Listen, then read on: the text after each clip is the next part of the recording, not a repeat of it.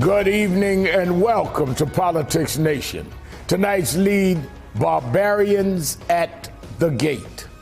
I'm supposed to call it a week like no other, but then I can't if I'm being honest. Yes, I'm still in shock at the institutional failures of security, of protocol, and of standards that we saw happen on Wednesday when hundreds of rioters enthralled to President Trump violated what's supposed to be the people's house, our U.S. Capitol.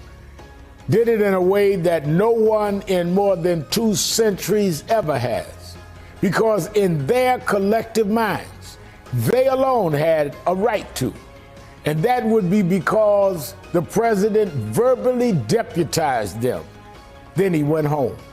And because of Republicans in Congress held them up as persecuted patriots.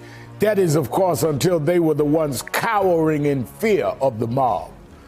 But for Black Americans, that mob has ruled far longer than this nation has ever cared to admit, often with the tacit, if not explicit, cooperation of our law enforcement and our lawmakers. So, of course, one day after the efforts of thousands of Black and brown organizers and voters sent a son of a Jewish immigrant and a Black minister to the new Senate from the Old South, 4 years of incitement ended exactly as so many people of color, myself included, said it would, in violence. And only after that violence did something unprecedented happen. Last night, Twitter announcing that the president was permanently banned from the platform, citing, quote, risk of further incitement of violence, and denying this president the air he breathes at the very last minute.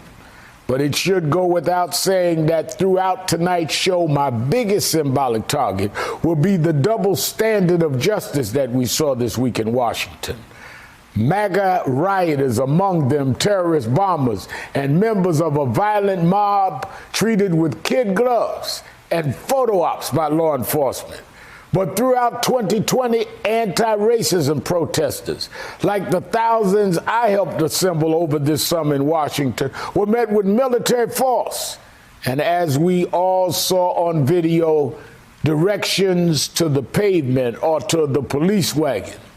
And I want to begin tonight by pointing out that combating police bias is not a call to shoot the MAGA rioters, but rather a call not to shoot at Black Lives Matter or civil rights protesters.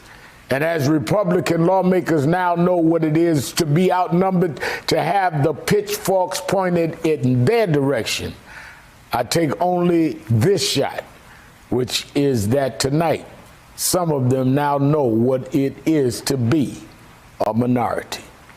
And so, hey there, I'm Chris Hayes from MSNBC. Thanks for watching MSNBC on YouTube. If you want to keep up to date with the videos we're putting out, you can click subscribe just below me or click over on this list to see lots of other great videos.